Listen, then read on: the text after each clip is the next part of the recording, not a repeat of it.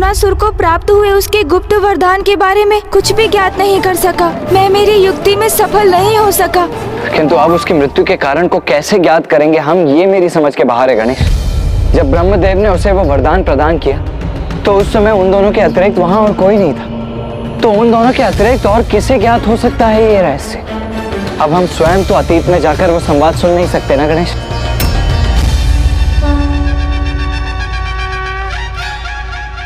अब क्या हुआ गणेश? अचानक तुम्हारे मुख पर ये आशा की किरण का क्या कारण है? इस गुत्थी को सुलझाने का उपाय मेरे मन में कौंध गया है भैया। भैया मुझे उनका परिचय ज्ञात है, जिनकी दृष्टि से कुछ भी नहीं छिपा है। मैं कुछ समझा नहीं गणेश, कौन है वो? समय अर्थात काल।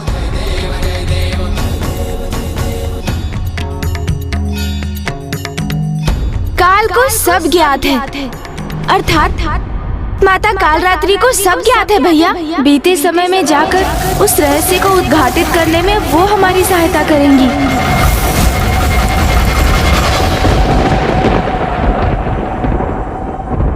देखा मेरा प्रभाव गणेश? मेरा आगमन होते ही तुम्हें इतनी जटिल समस्या का समाधान भी प्राप्त हो गया।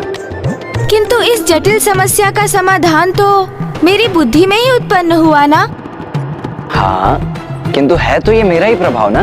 देखा देखा आपने मूषक जी, कैसे मेरी बुद्धिमानी का श्रेय भी भैया ने स्वयं अपने पर ले लिया। किंतु प्रभु, ये भी तो हो सकता है यह मुझ बुद्धिमान की उपस्थिति के कारण आपको ये विचार आया हो। ओहो मूषक जी, आप भी ना। ये तो बिल्कुल उचित कहा आपने मूषक जी। धन्यवाद कार्तिकी जी, धन्यवाद। गणेश, हास परिहास में हमारा समय व्यर्थ करना उचित नहीं है। अब समाधान तो सूझ गया है, किंतु माता काल रात्रि को समय में पीछे जाकर हमें सब बताने के लिए कैसे मनाओगे? क्योंकि दुर्गमासुर से भेंट होने के पश्चात से ही वो तो अत्यंत क्रोधित हैं। दुष्टों को समझाना नहीं, उनका संहार करना है मेरा स्वभाव। इसीलिए मुझे उसका संहार करने भेजना चाहिए था आपको। किसी भी विकट परिस्थिति को सुलझाने के लिए साम दाम दंड भेद का प्रयोग करना होता है, और मैं भी ऐसा ही करूंगा। माता के क्रोध की कटुता अपने मीठे मीठे वचनों की मिश्री से मिटा दूंगा मैं। उनका ऐसा मनोहार करूंगा मैं कि वो अवश्य मान जाएंगी भैया। किंतु गणेश, बहुत भयंकर होता है उनका क्रोध। उन्हें मनाना इतना सरल नहीं है। अरे आप देखते जाइए ना भैया, कितनी सरलता से मनाता हूँ मैं उन्हें। ऐसी प्रशंसा करूंगा उनकी मैं कि वो मुझसे प्रसन्न होकर मुझे दर्शन अवश्य देंगी। हाँ, ये तो सत्य है गणेश। जो अत्यधिक क्रोध करते हैं उनका हृदय बड़ा सरल होता है, और थोड़े से मनोहार से भी वो शांत हो जाते हैं। तो माता काल रात्रि को मनाने की तुम्हारी ये युक्ति कदाचित सर्वथा उचित है। हाँ, किंतु हम उन्हें बुलाएंगे कैसे? श्रद्धा और निष्ठा से उनका आवाहन कर।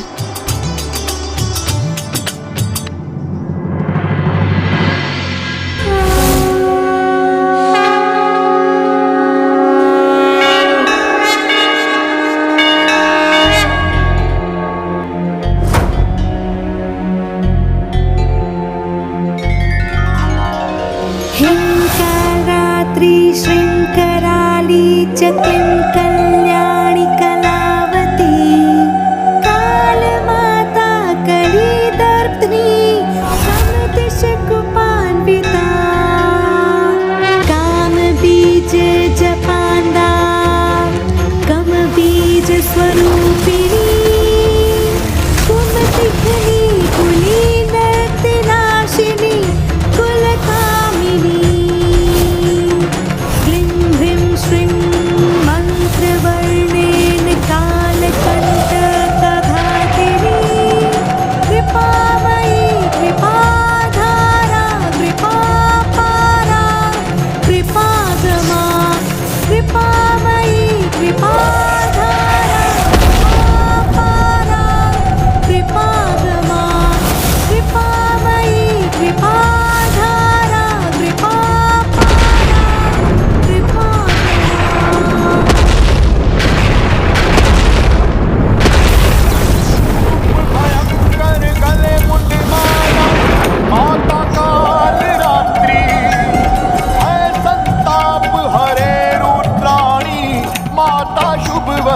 वरदात्री है माँ, माता शुभ वरदात्री है माँ, माता शुभ वरदात्री।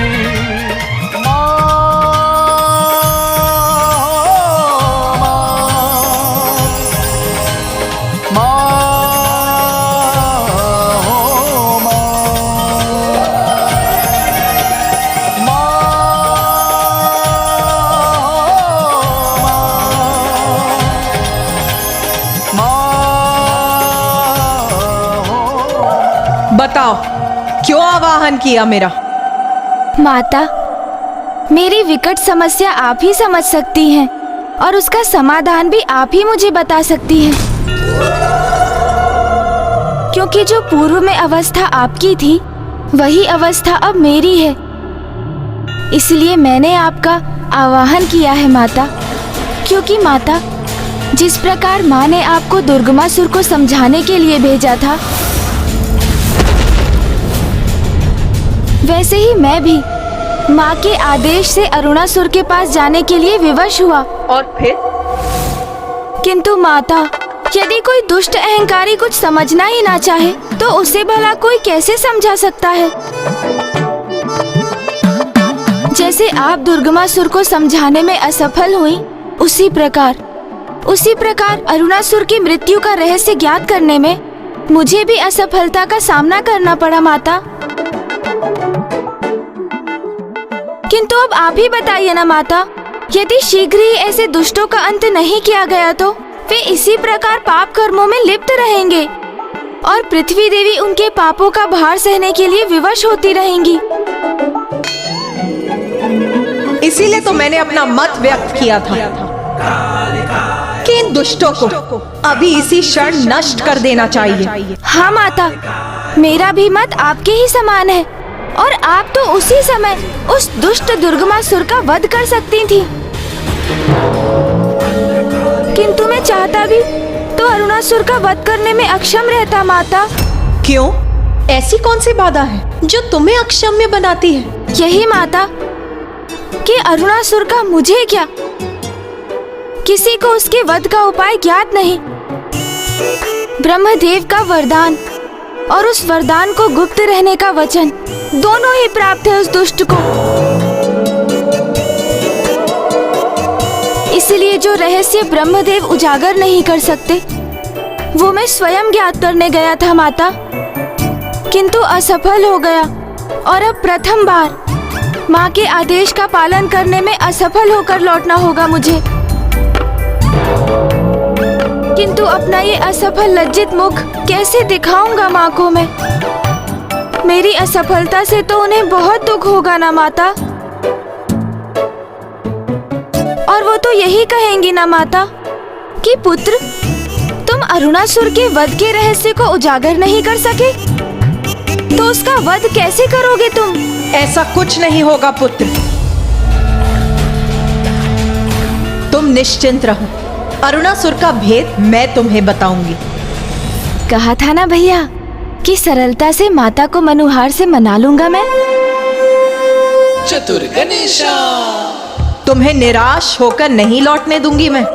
काल चक्र को विपरीत दिशा में घुमाकर अतीत का वो दृश्य उत्पन्न करूंगी जब अरुणासुर को वो वरदान प्राप्त हुआ था।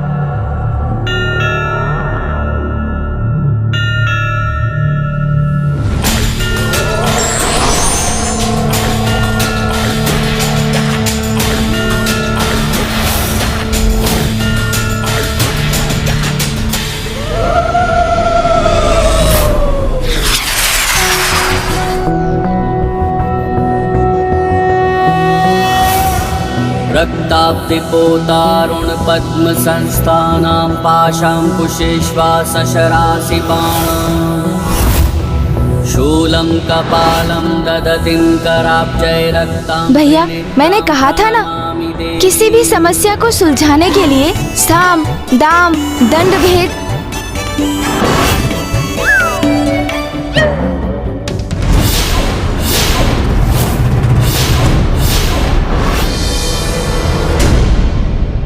अरे माता, यहाँ क्यों रुक गई आप? ये तो वो दृश्य नहीं है जो हमें देखना है। आप अभी उचित दृश्य पर नहीं पहुंची हैं। विलंब मत करिए ना माता, समय चक्र को थोड़ा और घुमाइए ना। आपको स्मरण है ना, हमें तो वो दृश्य देखना है जिसमें ब्रह्मदेव ने अरुणासुर को वरदान दिया था। हाँ माता। उचित कहते हो तुम। इसमें तो तुम और कुमार कार्तिकेय ही हैं।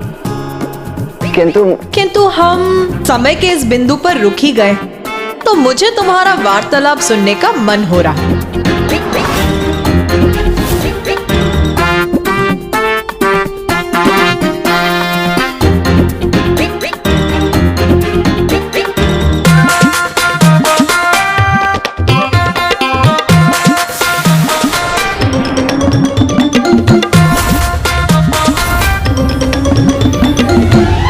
विकट परिस्थिति को सुलझाने के लिए साम दाम दंड भेद का प्रयोग करना होता है, और मैं भी ऐसा ही करूंगा। माता के क्रोध की कटुता अपने मीठे मीठे वचनों की मिश्री से मिटा दूंगा मैं। उनका ऐसा मनोहार करूंगा मैं कि वो अवश्य मान जाएंगी भैया। अरे आप देखते जाइए ना भैया, कितनी सरलता से मनाता हूँ मैं उन्हें।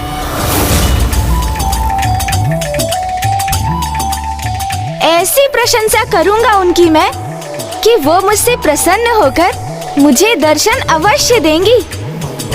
जो अत्यधिक क्रोध करते हैं उनका हृदय बड़ा सरल होता है। तो माता, काल रात्रि को मनाने की तुम्हारी यह युक्ति कदाचित सर्वथा उचित है।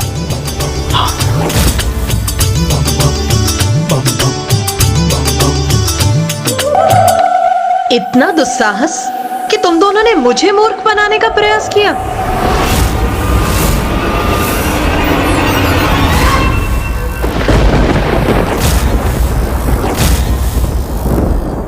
मुझे क्षमा कर दीजिए माता, मैंने तो ये शब्द बस भैया को समझाने के लिए बोले थे, और वास्तव में तो भैया ने ही मुझे ये शब्द बोलने के लिए प्रेरित किया था। नहीं माता, मैंने तो मात्र इसकी बात स्वीकार की है। ये भूल इसी की है माता, मेरे नहीं। आपका दोषी यही है।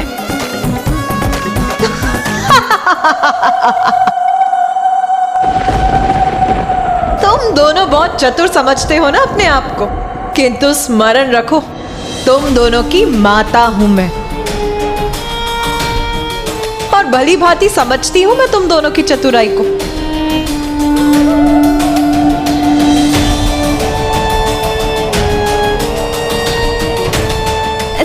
तो माता, आप मुझसे रुष्ट नहीं है, और आप हमें अतीत के उस पल में भी ले जाएंगी ना?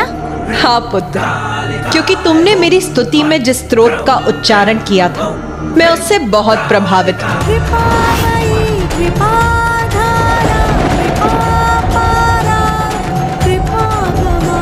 इसीलिए आज मैं ये घोषणा करती हूँ कि तुम्हारे समान जो भी मेरे स्तोत्र का उच्चारण करेगा और उसकी अंतिम पंक्तियों को 3 बार दोहराएगा, मैं उसकी सभी भूलों को क्षमा कर उसकी सहायता के लिए सदा प्रस्तुत होंगी। कल्याणी कलावती काल माता कलितर्पणी तम दिश गोपान्विता काम बीज जपांधा तम बीज स्वरूपिणी तुम दिग्नी कुली नर्ति नाशिनी।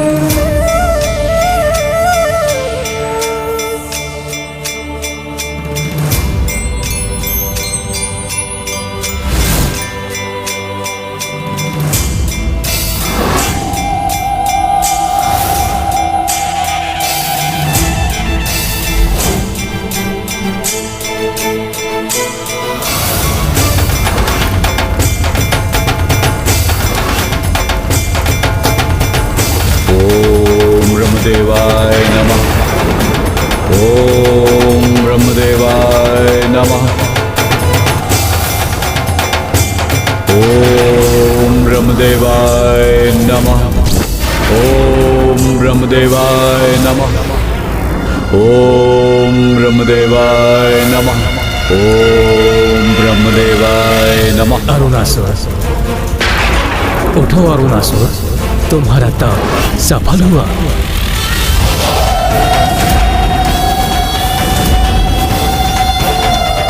प्रणाम ब्रह्मदेव।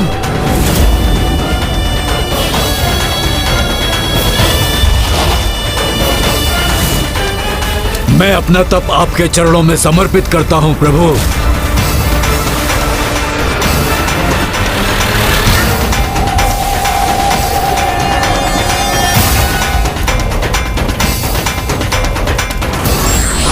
और यह भी स्पष्ट करता हूं प्रभु कि मुझे अपने तप और भक्ति के फल स्वरूप अमृत का वरदान चाहिए।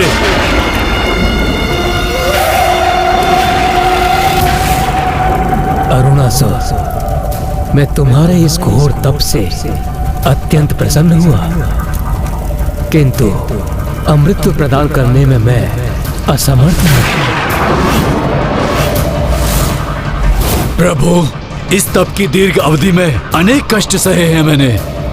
प्रथम सहस्त्र 10 वर्ष मात्र वायु और सूखे पत्ते को ही आहार बनाया मैंने, और फिर 10 सहस्त्र वर्ष मैंने जल की बूंदों का ही पान किया प्रभु, और अंतिम 10 वर्ष मैंने कुछ भी ग्रहण नहीं किया प्रभु।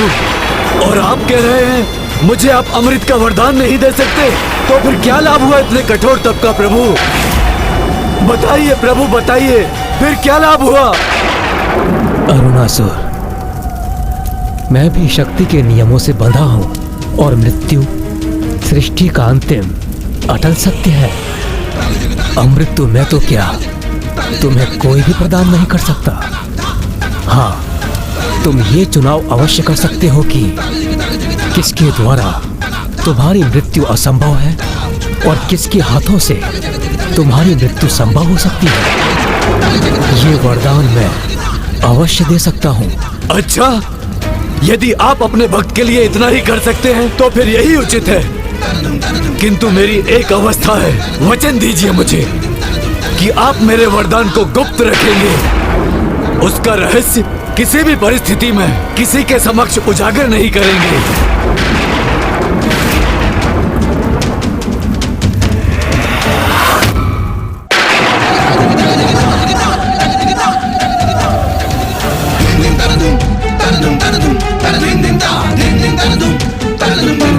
उचित है वत्स, अपने कठोर तप से तुमने अधिकार प्राप्त किया है। मैं तुम्हें वचन देता हूँ, मैं तुम्हारे वरदान के विषय में कभी भी किसी से कुछ नहीं कहूंगा। तो फिर मुझे ये वरदान देने की कृपा कीजिए प्रभु कि मेरा वध कोई देवता, असुर, स्त्री, किन्नर, पशु, यक्ष, नाग, गंधर्व द्वारा संभव न हो सके।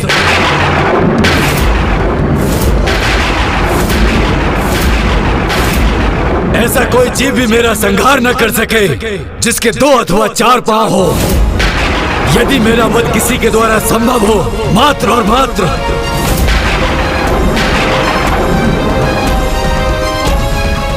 6 पांव वाली तुच्छ रानी कीट ही कर सके, जिसका स्वर ब्रह्मांड की गूंज के समान हो।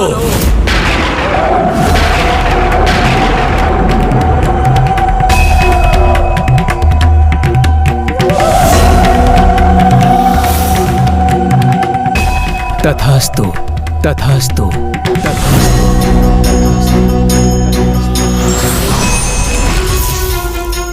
छह पांव वाली तुच्छ रानी कीट ही कर सके, जिसका स्वर ब्रह्मांड की गूंज के समान हो।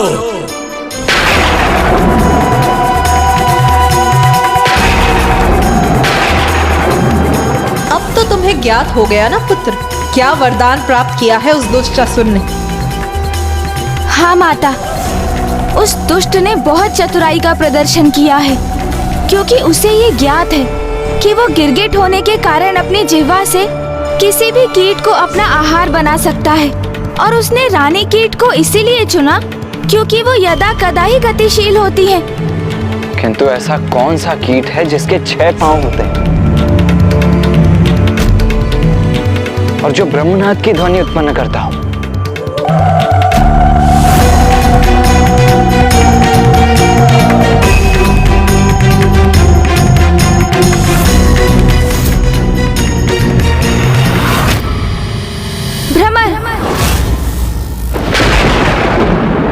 भ्रमर है वो कीट। तो वो दुष्ट ने एक रानी भ्रमरी के द्वारा अपनी मृत्यु का वरदान प्राप्त किया है। किंतु एक नन्ही सी भ्रमरी एक विशालकाय असुर का अंत कैसे कर सकती है?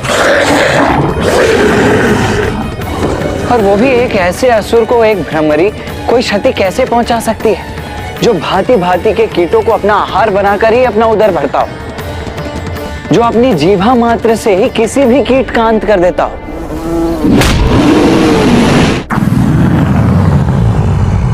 भैया, ये किसी साधारण भ्रमरी के लिए कहाँ संभव है? उसके संहार के लिए तो स्वयं माँ को ही भ्रमरों की रानी भ्रमरी का रूप धारण करना होगा।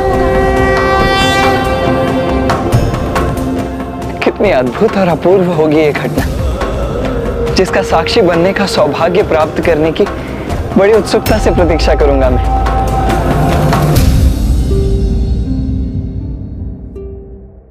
क्या हुआ पुत्र गणेश? अब तो तुम्हें उस दुष्ट के वध करने का उपाय ज्ञात हो गया है। अब क्यों चिंतित हो तुम? माता, मैं यही सोचकर चिंतित हूँ कि संपूर्ण सृष्टि जिनकी पूजा करती है, समस्त देवियाँ जिनकी सेवा कर स्वयं को धन्य समझ रही थीं, स्वयं त्रिदेव जिनकी आरती कर रहे थे, वो जो स्वयं संपूर्ण सृष्टि की सर्वे सर्वा है, जिनके कारण ये अंतरिक्ष और ग्रह है, और जो सभी लोगों के उत्पत्ति के कारण भी है, उन देवी माता आदि शक्ति से एक छोटी सी प्राणी एक लघु भ्रमरी का रूप धारण करने के लिए कैसे अनुरोध करेंगे?